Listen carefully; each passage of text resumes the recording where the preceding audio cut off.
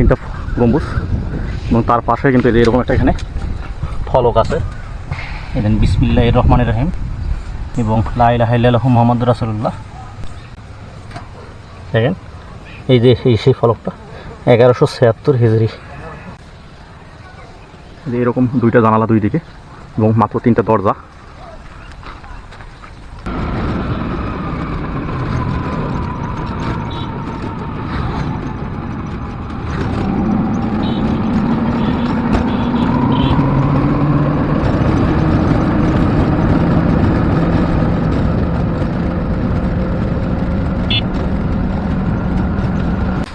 আসসালামু আলাইকুম সুপ্রিয় দর্শক, আজকে আমরা যাব আরেকটি মসজিদে, এটাও কিন্তু লালমনিরহাট উপজেলায় অবস্থিত, লালমনিরহাট জেলার বড়বাড়ি ইউনিয়নের একটু কাছাকাছি অবস্থিত, যেটার দূরত্ব প্রায় 1.7 কিলোমিটার বা 2 কিলোমিটার বলা চলে। এবং এখান থেকে আপনি ভ্যান রিক্সা যে কোনো বা হেঁটেও আসতে পারবেন, মানে হাঁটা দূরত্বই বলা চলে। তো এটাও কিন্তু ওই 1776 খ্রিস্টাব্দ হিজরি সনের মোগল সুবেদার মনসুর খাঁ এবং তার পুত্র তারা তত্ত্বাবধানে কিন্তু এই মসজিদটা নির্মাণ হয়। চলেন, এই সেই মসজিদ যেটা 1776 সনে নির্মিত হয়।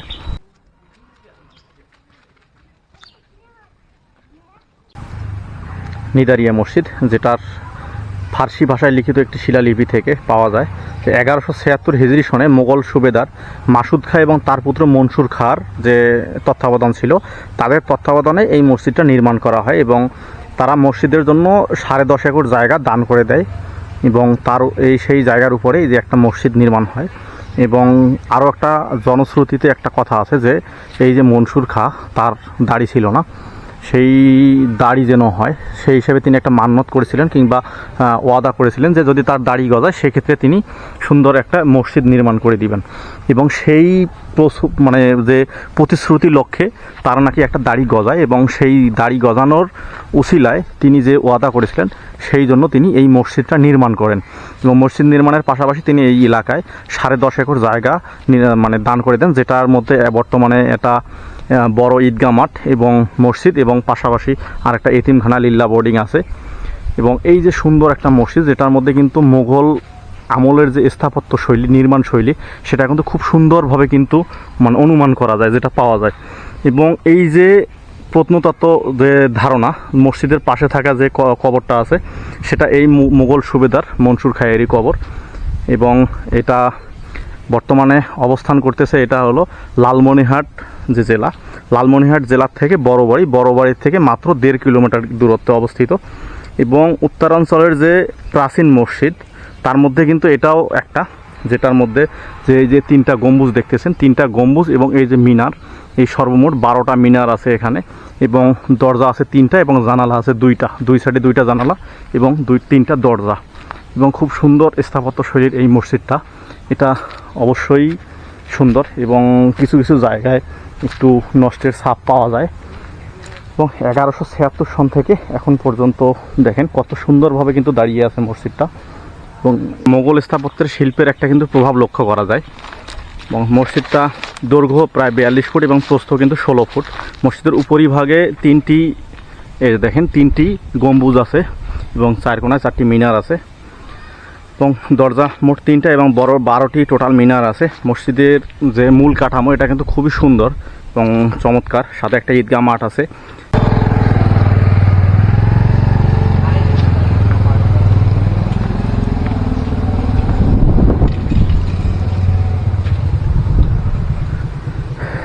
সেই নিদারিয়া মসজিদের প্রাঙ্গণ, যেটা এই যে এখানে হয়তো সম্ভবত এটা মুয়াজ্জিন বা কারো ওরা থাকার জায়গা ছিল ওই সময়, ভিতরেও দেখার কোনো সিস্টেম নাই।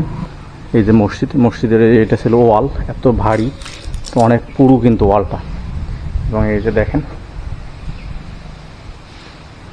এই যে 4টা মিনার, চারদিকে 4টা মিনার, মানে একদম পাকাপোক্ত, দীর্ঘদিন ধরে টিকে আছে। 1776 হিজরি সন থেকে এখন পর্যন্ত টিকে আছে। এই যে দরজা আছে 3টা, মাঝখানে একটা দরজা এবং 2 সাইডে 2টা দরজা।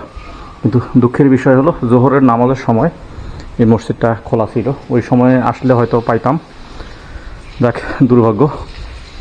মসজিদটা এখন পর্যন্ত দেখেন ওয়ালটা কিন্তু কত ভারী, এখানে প্রায় 2 হাতের পুরুত্ব, এখানে দেখেন কত বড় মোটা করে ওয়াল বানানো, এবং এখানে অনেক মানুষই নামাজ আদায় করে।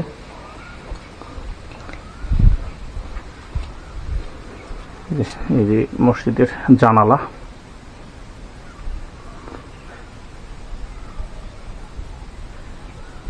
আসলে ইতিহাসের সাক্ষী এসব মসজিদ।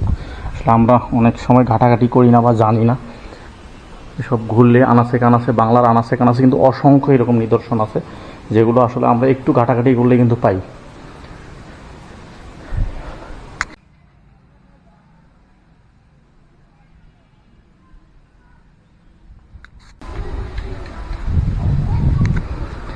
চমৎকার সুন্দর এই মসজিদটা এবং ইতিহাসের সাক্ষ্য এখন পর্যন্ত সুন্দরভাবে টিকে আছে, এবং এখানে আশেপাশের অসংখ্য মানুষ এখানে নামাজ আদায় করেন।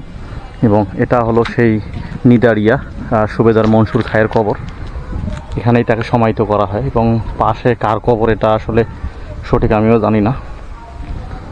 এবং এত সুন্দর এই মসজিদটা, এবং কত সুন্দর কালের সাক্ষী, এটা ইতিহাসের সাক্ষী হয়ে এখন পর্যন্ত সুন্দরভাবে দাঁড়িয়ে আছে। এবং এর পাশেই এই যে 69 হিজরির যে মসজিদটা, এটাও কিন্তু এর পাশাপাশি অবস্থিত। এবং এই যে লালমনিরহাট উপজেলা, এটার মধ্যে কিন্তু এরকম লালমনিরহাট জেলায় এরকম অসংখ্য মসজিদ এবং অন্যান্য পুরাতন যে স্থাপনা, এগুলো কিন্তু অবস্থিত। এই লালমনিরহাট আসতে হলে প্রথমে আপনাকে ঢাকার থেকে আসতে হবে, রংপুর বা লালমনির ডাইরেক্ট বাস পাবেন, এটার মাধ্যমে কিন্তু আপনারা আসতে পারবেন। এবং এখানে থাকার হোটেল, খাওয়ার হোটেল সব কিছুই কিন্তু আছে সুন্দরভাবে। আপনারা এগুলোকে 2 দিন 3 দিনেও কিন্তু ঘুরে শেষ করতে পারবেন না, এত পরিমাণ মানে পুরাতন ঐতিহ্য আছে, সবগুলোই কিন্তু এদিকে আপনি কভার করতে পারবেন। এবং দেখেন কত সুন্দর এই যে মসজিদটা।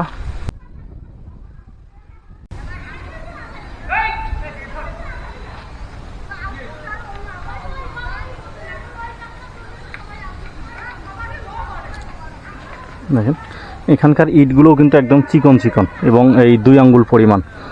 এই আগের ইটগুলো কেন এভাবে বানানো হতো আমি জানি না, হয়তোবা যে এর যে মানে সিস্টেমটা, কাঠামোটা এটা মজবুত থাকতো, যার কারণে হয়তোবা এই যে ইটগুলো এরকম চিকন চিকন করে বানানো হতো।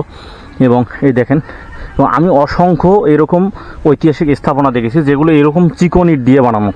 আসলে তখনকার কলাকৌশলীরা হয়তোবা তাদের যে নির্মাণের যে শক্তপোক্ততা, যে কাঠামোটা যে মানে এত সুন্দরভাবে টিকে থাকে, এটা হয়তোবা এখানে কোনো মন্ত্র লুকিয়ে আছে, যার কারণে তখনকার ইটগুলো এরকম চিকন চিকন করে বানানো হতো।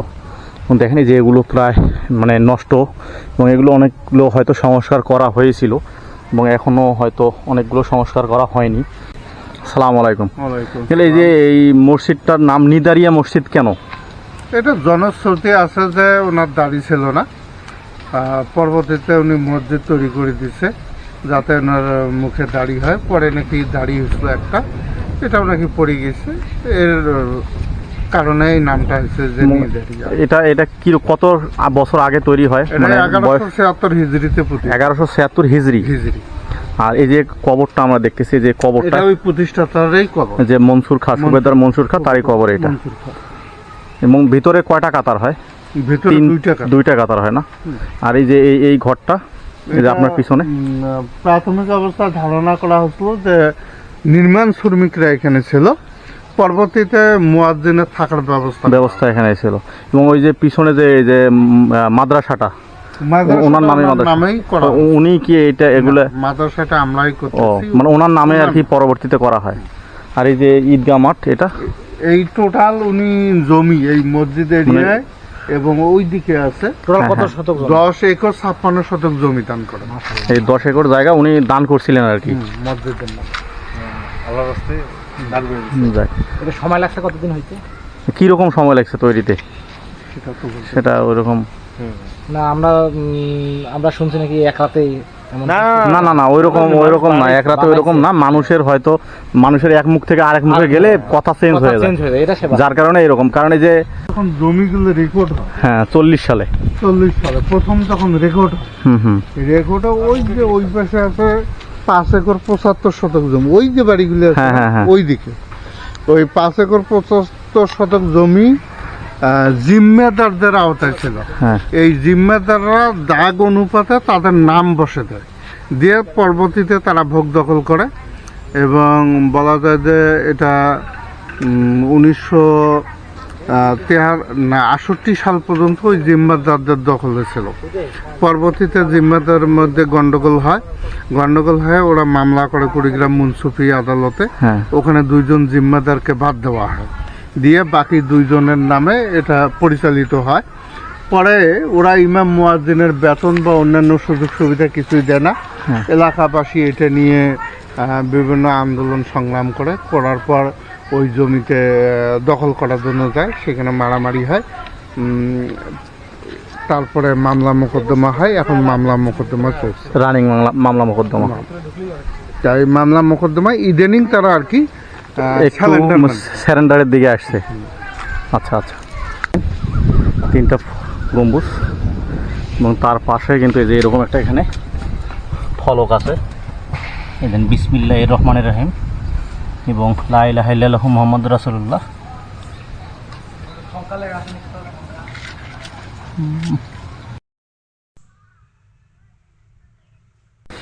এবং এই মসজিদ দেখার জন্য অনেক দূর দূরান্ত থেকে কিন্তু এখন পর্যন্ত মানুষ আসে, অনেক মানুষে আসে এবং এখানে নামাজ আদায় করে এবং তারা এখানে ঘুরতে আসে। আসলে এই ইতিহাসের যে একটা সাক্ষী কিংবা ইতিহাসের যে বাংলার যে একটা ঐতিহ্য, সেটা কিন্তু মানুষ উপভোগ করে যায়। দেখেন কত সুন্দর কিন্তু মসজিদটা এখন পর্যন্ত সুন্দরভাবে কিন্তু দাঁড়িয়ে আছে।